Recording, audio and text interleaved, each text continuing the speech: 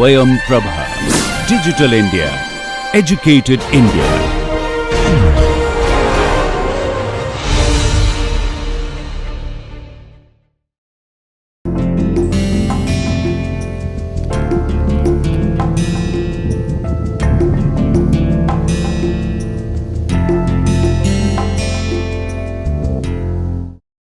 Having discussed the cases of heavy and critical damping, let us now consider light damping. And if you recall from the beginning of the lecture, this is the case when gamma square over 4 is less than omega 0 square. So that lambda 1, which was gamma over 2 minus square root of gamma square over 4 minus omega 0 square, can be written as gamma over 2 minus I omega 1, and lambda 2, which is gamma over 2 plus square root of gamma square over 4 minus omega 0 square, can be written as gamma over 2 plus I omega 1, where omega 1 is equal to square root of omega naught square minus gamma square over 4 less than omega 0. So, the general solution x t, which I have been writing as c e raised to minus lambda 1 t plus d e raised to minus lambda 2 t, is going to be, in this case, x t is equal to e raised to minus gamma over 2 t c e raised to I omega 1 t plus d e raised to minus I omega 1 t, which is equivalent to writing this as e raised to minus gamma over 2 t some amplitude cosine of omega 1 t plus a phase constant phi. This is the general solution in the case of a lightly damped oscillator. It is oscillating with the frequency omega 1, which is less than omega 0, which makes sense because it is being slowed down all the time. So, it takes longer and its motion is decaying. So, a general solution may look something like this. Is the exponential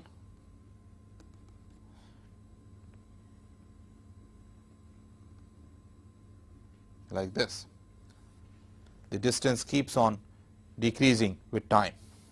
Let us analyze this more carefully.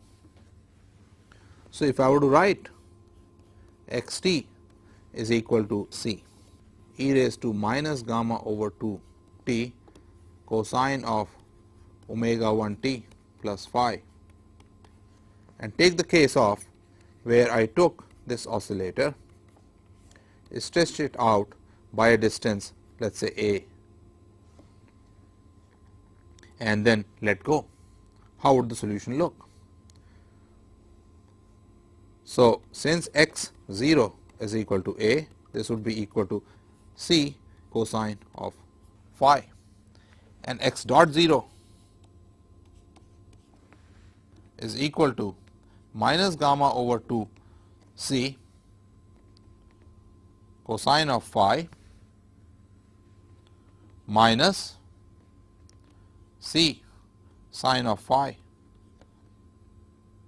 and this is equal to 0. This tells me that tangent of phi, or there should be an omega 1 here, tangent of phi would be equal to minus gamma over 2 omega 1,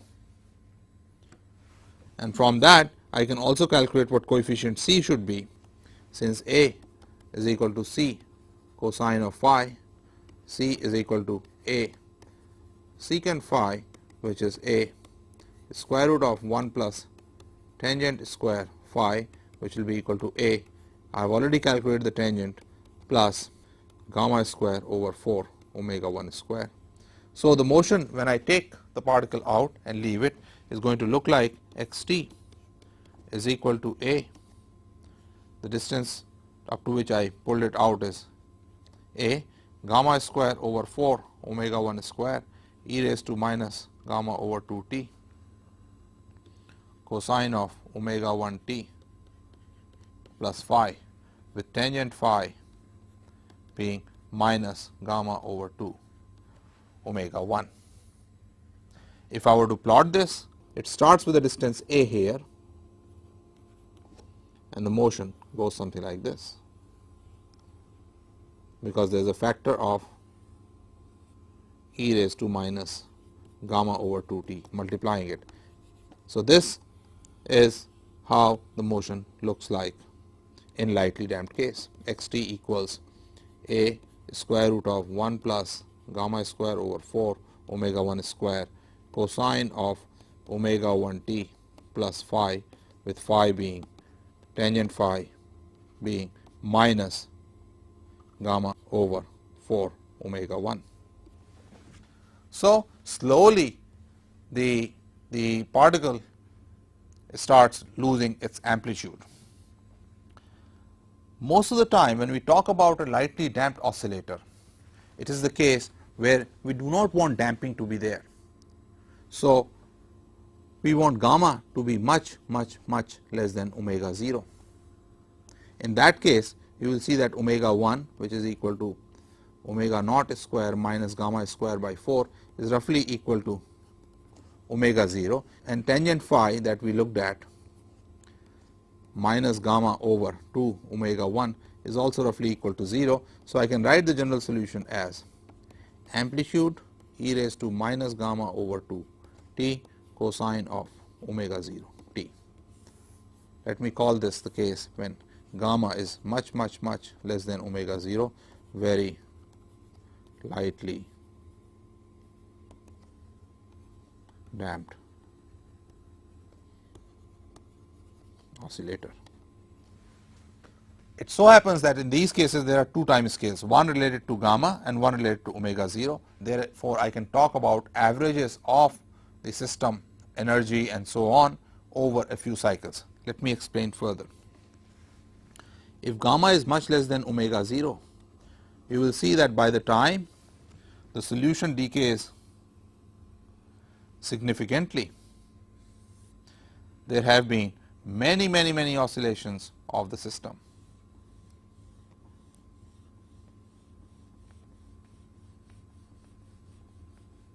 So, if I observe the system over a short period of time, that time which is much smaller than 1 over gamma, over that I will find that system moves roughly with the same amplitude, and t is much greater than 1 over omega 0. So, within this time there have been many oscillations, but at the same time it is much less than 1 over gamma. So, amplitude has not changed significantly. So, in that case, when I write the solution x t equals a e raised to minus gamma over 2 t cosine of omega 0 t, I can really think of this system having a time dependent amplitude a t, and then oscillating with this time dependent amplitude as cosine omega 0 t. And then I can talk about averages over many cycles. Let me explain now. Let us talk about energy.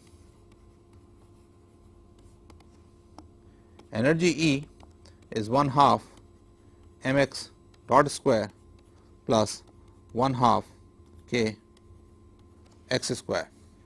In this case, I can roughly write this as 1/2 m d over dt of a e raised to minus gamma over 2 t cosine omega 0 t plus 1/2 k a e raised to minus gamma over 2 t cosine of omega 0 t square. And taking the approximation that gamma is much less than omega 0, you can write this energy as 1/2 k a t square, which is equal to 1/2 k a initial square times e raised to minus gamma t. So, the energy can be written in this form. Let us see how it decays. E t over t you will see is E 0 e raised to minus gamma t times minus gamma when I take the derivative. So, this is really as minus gamma E t. In writing this form of the energy, I have neglected gamma square in comparison with omega 0 square. This you should keep in mind. So, the energy really decays as dE dt equals minus gamma, the energy present at that time. Why am I able to talk about energy or amplitude at a given time is precisely what I told you earlier. Because gamma is much less than omega 0, there are two time scales, one related to 1 over gamma and one related to 1 over omega 0. So, within this time there are many oscillations. So, for a short period I can think of this as an oscillator moving with time dependent amplitude. Then I define something called the quality factor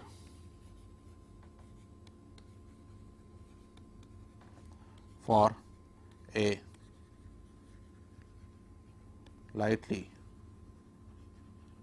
damped oscillator. As I said earlier, most of the time when I am dealing with lightly damped oscillators, I want the leakage or the decay of energy to be as small as possible. So, quality factor would be high when the energy stored is really large and leakage or dissipation of energy is very low. So, this is defined as energy stored divided by energy dissipated per radian of cycle. Energy stored at any time is E t, and we have seen that dE dt is minus gamma E t, and the time that it takes for it to complete 1 radian is going to be t over 2 pi. So, this comes out to be omega 0 over gamma. I take the magnitudes. So, there is no question of minus sign. This is known as the quality factor of an oscillator. Higher the quality factor, less the decay of energy. So, let us conclude this lecture by saying that we learned about heavy damping, we learned about critical damping and understood the difference between critical and heavy damping, and realized how critical damping is important when we want to damp out certain impulses within a very short distance and short time. And then we learned about lightly damped systems, their average energy and their quality factor. In the next lecture, we are now going to introduce a force that drives the system and see how it responds to that force.